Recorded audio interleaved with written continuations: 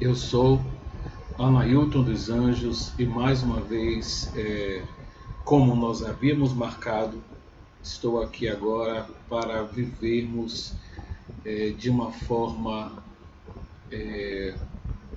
educativa, de uma forma reflexiva, o dia de hoje. O dia que se comemora a paixão e morte de Jesus Cristo.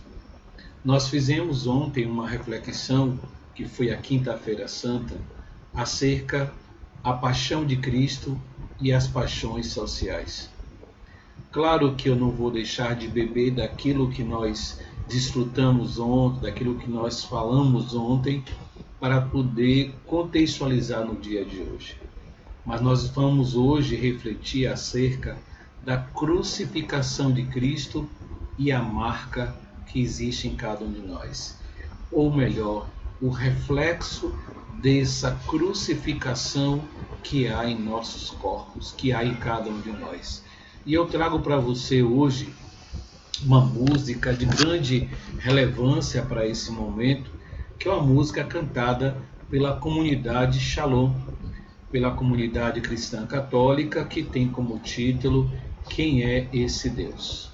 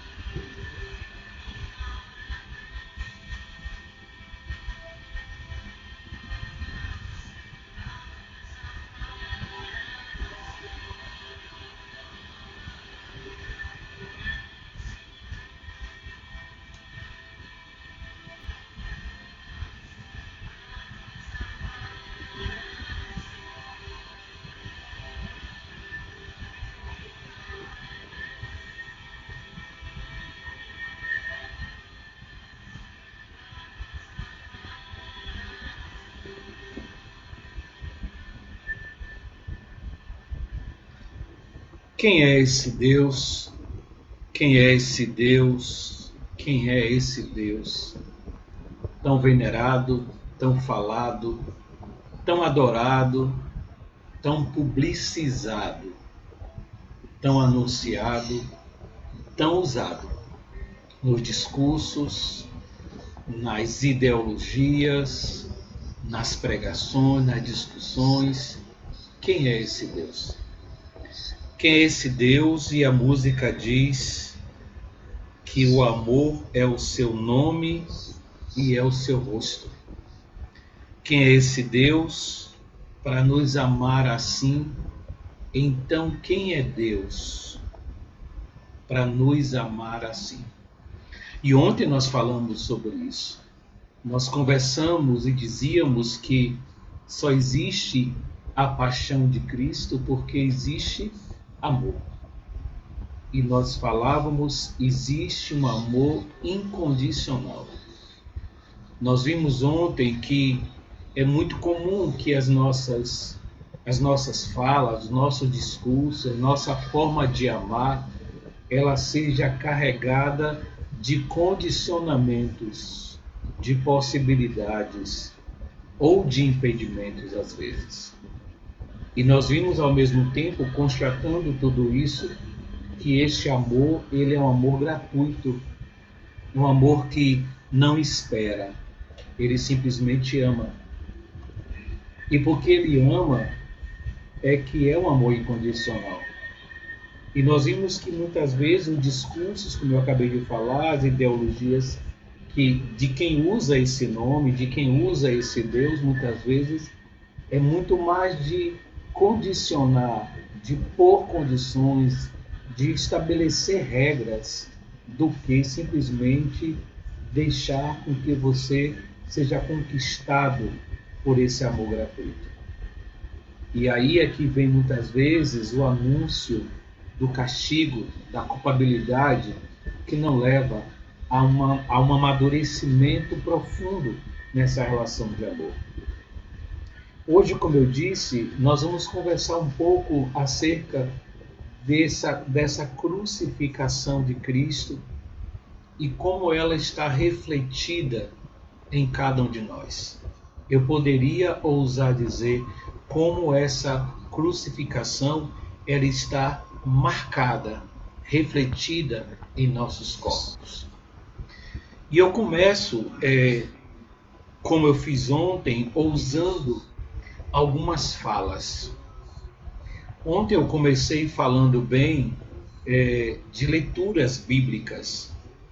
Hoje eu quero começar diferente, embora eu vá utilizar a leitura bíblica, porque fundamenta o que nós estamos falando, mas como o tema de hoje, ele nos provoca a pensar a crucificação de Cristo refletida em nós, em nossos corpos, eu quero trazer a fala de uma pessoa que reflete também essa crucificação dos nossos corpos.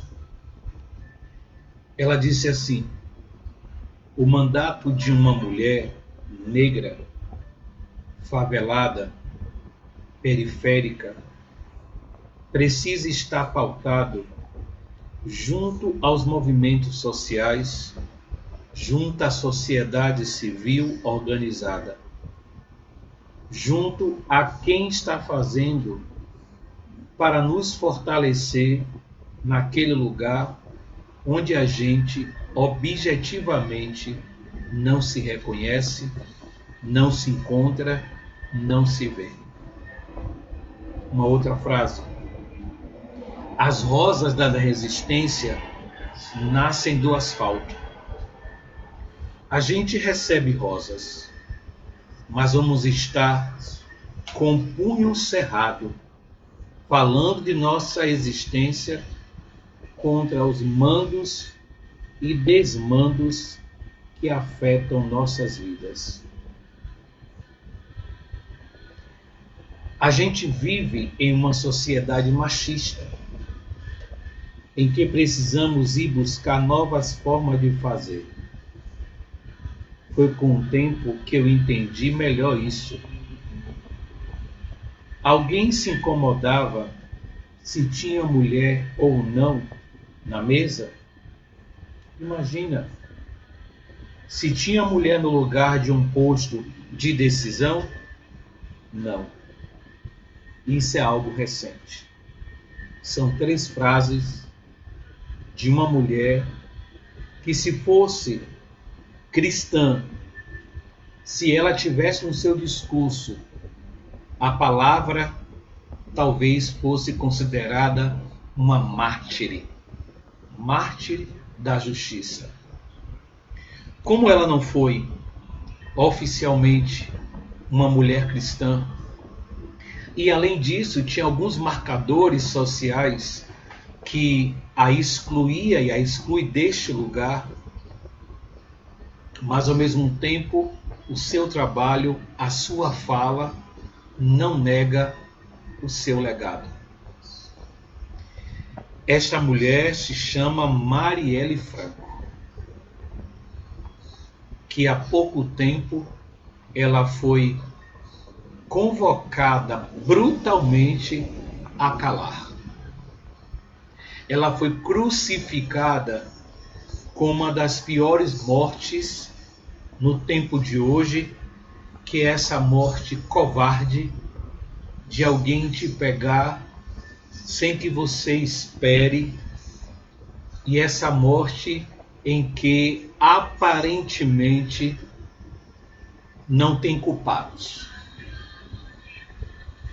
É uma morte que muitas pessoas acabam lavando as mãos como Pilatos, para não se comprometer.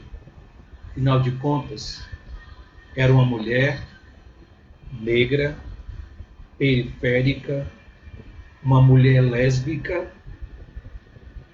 Apesar de ser uma mulher que estudava, mas esses marcadores que eu acabei de falar pesavam muito mais do que a sua eloquência, e o fato de ser mulher num espaço de dominância masculina, que era em muitos momentos obrigado a escutá-la e escutá-la com precisão, foi melhor para eles fazê-la calar. E por que eu começo a nossa reflexão de hoje com Marielle? Porque, no meu entendimento, o que, para além da condição de pensar em Cristo apenas como ser divino, como aquela pessoa que veio para nos salvar, e muitas vezes esse entendimento da salvação, ele fica muito de uma forma escatológica, ele fica muito numa dimensão de um futuro. É uma salvação que eu vou ter após a morte, porque haverá o juízo final e lá vai separar os bons dos maus, os justos dos injustos, e nós viveremos e cantaremos eternamente diante do Salvador. Eu não estou desfazendo desse entendimento, não estou desfazendo dessa fé que fundamenta talvez a sua relação com o sagrado. Mas eu também quero te convidar, como eu disse ontem, a ampliar o entendimento que essa salvação desse Cristo perpassa por uma salvação aqui e agora. Você já reparou, você se deu conta, por que Cristo ele foi o tempo todo ameaçado? Claro que muitas vezes, e eu que venho de uma experiência de formação cristã, eu me recordo muito bem, que era muito mais fácil a gente estar acusando o pecado na dimensão pessoal. Por isso as pessoas precisam se converter, as pessoas precisam mudar de vida. Mas eu falo com cada um de vocês agora numa dimensão do pecado que a igreja, inclusive, muitas vezes chama do pecado social. Cristo vem salvar desse pecado social que exclui minorias, como eu falei ontem. E quando eu trago a reflexão hoje de Cristo crucificado e ele reflete as nossas marcas, porque a gente não pode negar que Cristo ele não negociou com o sistema. O que mais ameaçava, o que mais incomodava as autoridades políticas, especialmente, e também as religiosas de sua época, entre tantos os fatores, era que este homem, esse líder, ele não negociava com o sistema da atualidade.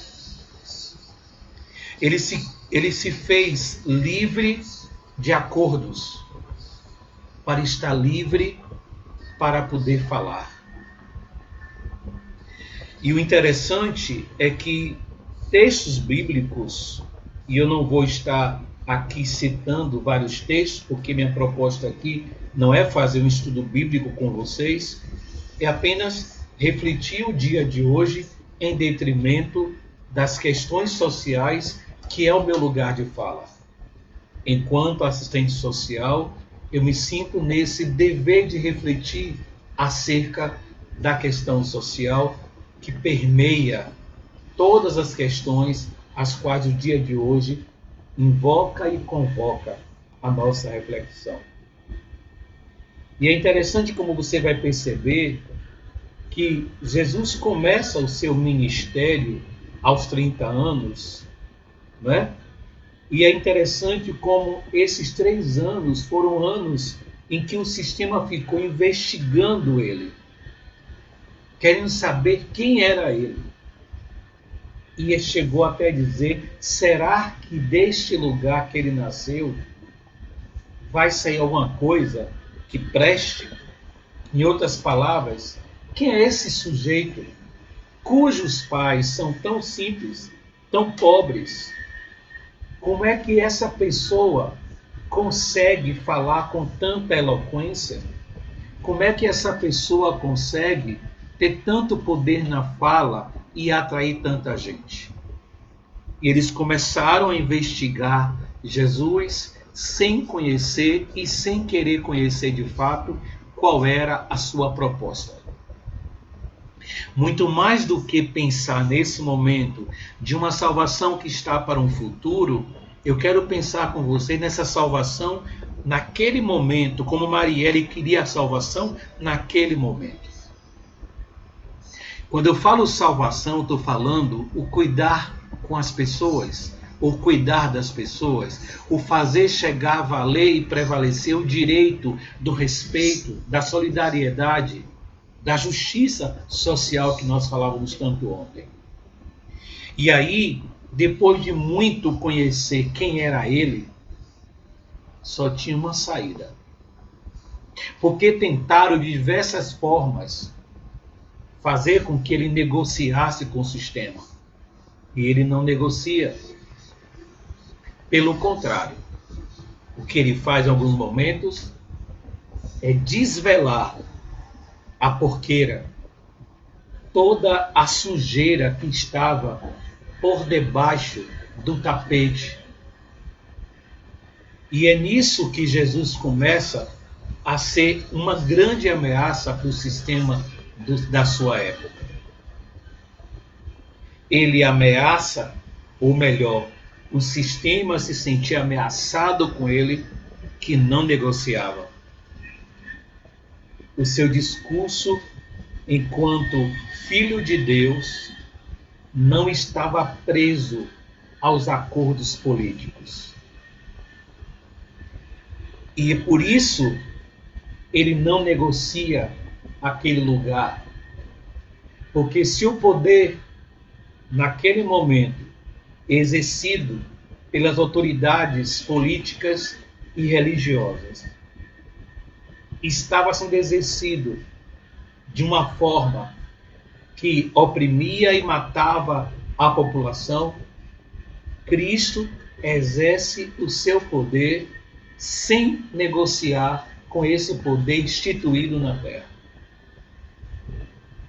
Eu já teria muita coisa, melhor dizendo, para conversar com você e fazer com que você refletisse como está a sua vida agora, quando você comunga com o governo, com o sistema que oprime, que mata.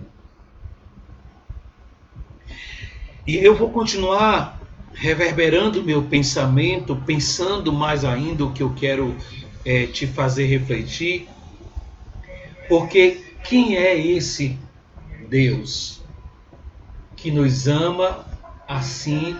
É o que a música insiste em dizer. É esse Deus que ama incondicionalmente. E se esse Cristo ele vem e se revela através dos homens, porque foi isso que ele fez com Moisés. Moisés, eu vi a aflição do meu povo. Eu ouvi os seus clamores e desci. Vai, eu te envio. O fantástico de Deus é que ele não vem diretamente trazer a salvação, mas ele vai utilizar de pessoas. É tão mesquinho para qualquer teologia pensar que esse Deus, que não se deixa aprender em instituições, não vá falar pela boca dos pequeninos, pela boca daqueles que não estão dentro desse sistema institucionalizado chamado igreja ou Estado. Pensar uma teologia que não é capaz de ver que aquilo que é dito pelo próprio Jesus Cristo, que o Espírito Santo sopra onde quer. Se ele sopra onde quer, ele não está dizendo que só fala dentro da igreja. É por isso que eu ouso pensar que Martin Luther King, mas também Marielle, que Irmã Dulce, mas também Marielle, que Dom Helder, mas também Marielle, e tantos outros que você e eu poderíamos continuar citando, que são pessoas que, de repente, lutam por justiça social. Lutam para que a justiça prevaleça neste mundo. Mas são pessoas que são crucificadas com Cristo. E essas pessoas, para estarem nesse lugar, elas precisam não negociar com o sistema vigente. E foi isso que Marielle fez. Foi isso que Martin Luther King fez. É isso que é preciso que seja feito. Não negociar com o sistema. Quem é esse Deus? E aí eu quero chamar a atenção de uma outra coisa. Quantas vezes o próprio sistema ele criava situações para, como a gente diz hoje, queimar a imagem de Jesus Cristo. Cada vez que eles pesquisavam quantas fake news nós chamamos hoje, que a gente chamava de fofoca, de disse-me-disse, conversa rendida, inverdades, quantas histórias saíam naquele momento tentando macular a imagem de Jesus. Quantas palavras, quantas fake news surgem também para queimar a imagem de Marielle, para que ela de fato não tenha o seu legado reconhecido por todos os marcadores. Mas eu acredito que não tem como apagar o que foi feito, o que foi dito, porque o seu exemplo, ele ecoa como a voz dessa canção que está tocando agora. Eu não estou com isso querendo santificar Marielle. Longe de mim, porque como eu disse, a minha fala, o momento com você, não é um estudo bíblico, não é uma formação teológica, é apenas um bate-papo, uma conversa de um pesquisador, de um profissional que estuda e que pensa, que tem o direito de pensar, inclusive diferente de você. E que não está querendo bater de frente com você, mas quer te convidar a ampliar o entendimento. E do mesmo jeito que tentaram fazer isso, a gente vai perceber, como eu disse, há aqueles que lavam as mãos. Pilato lavou a mão porque não quis se comprometer. E sabe o que é o mais interessante? É que aqueles homens que se sentiam incomodados com Jesus Cristo, não foram eles que mataram a Cristo.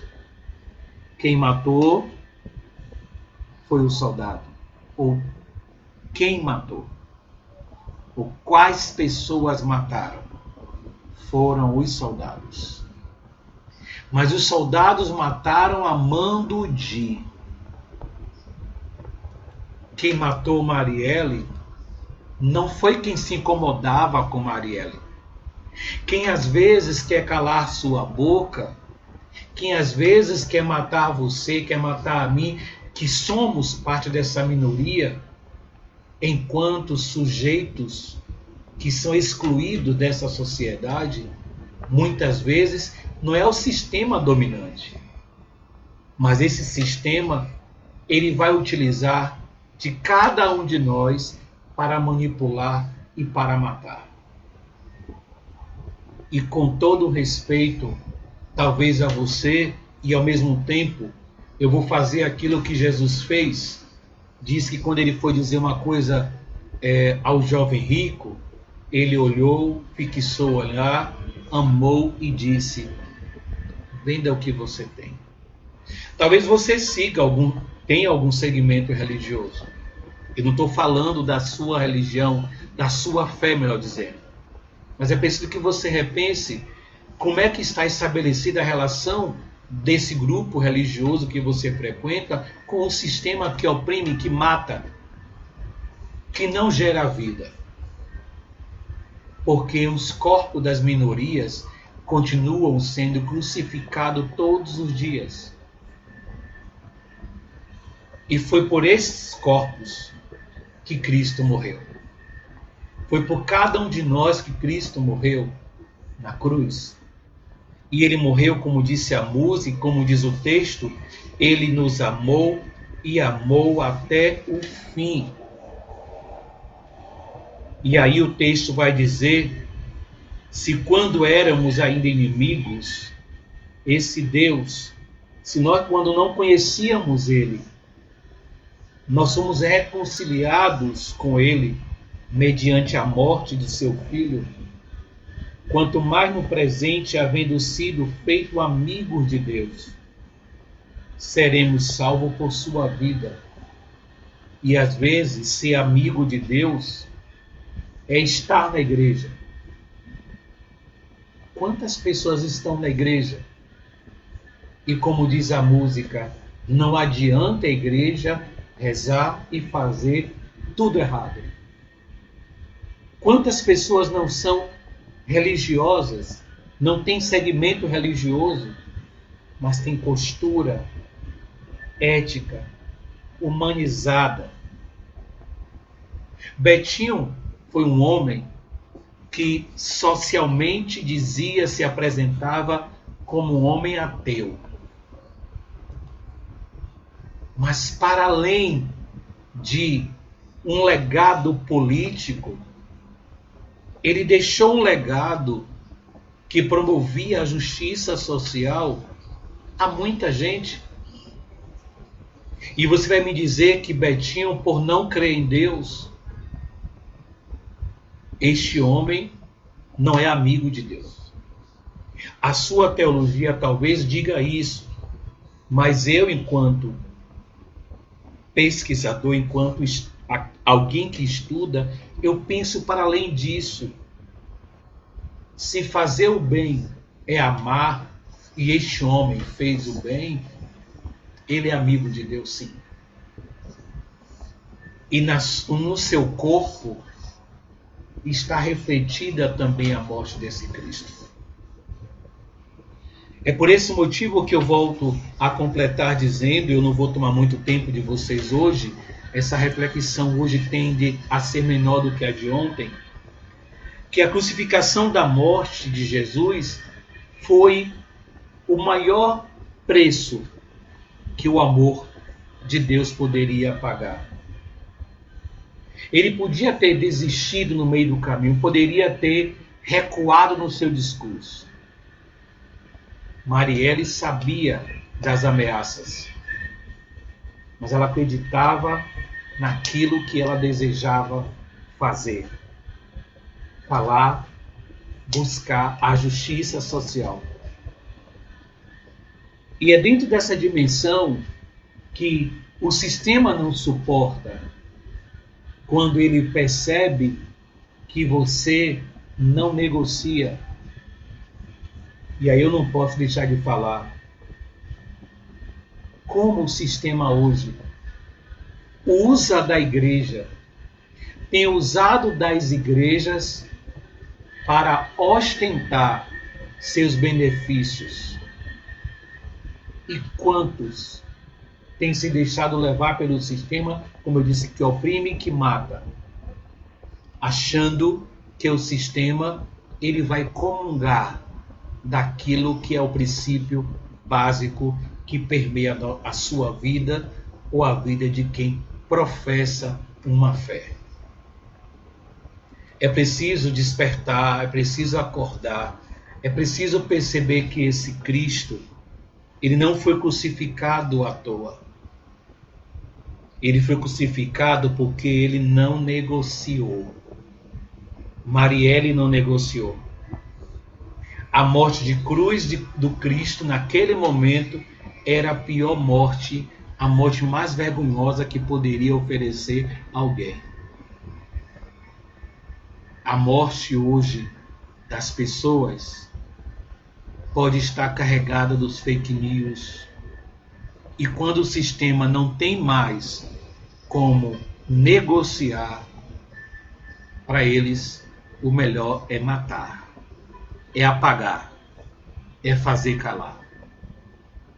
Observe que as figuras nesse mundo, nesse país especialmente, que não negocia com o Estado, que não negocia com o sistema opressor, misógino, machista, racista, LGBTfóbico, desculpe. Quem não negocia paga um preço alto. Mas se Cristo morreu e deixou para nós um exemplo, é preciso lembrar que a sua morte, a sua crucificação, ela está refletida de fato em nós. Porque, segundo a tradição cristã, e aí eu vou encerrar com isso, vai dizer para nós que se Cristo morreu por nós para que houvesse vida, aí está um legado para que outras vozes não se calem. Celebre você essas últimas horas da Sexta-feira Santa e reflita e lembre, você também traz as marcas do crucificado. Mas o bom saber que podem até tirar a vida, mas o legado de Cristo permanece. O legado de Marielle permanece. O seu também poderá permanecer. Um abraço, gratidão por essa oportunidade e logo mais estarei informando quando será a nossa próxima live. Ou aqui no Facebook ou lá no Instagram. Siga, por favor, lá no Instagram. Siga-me também no YouTube. Eu estou com um canal no YouTube. Estou ainda organizando esse canal.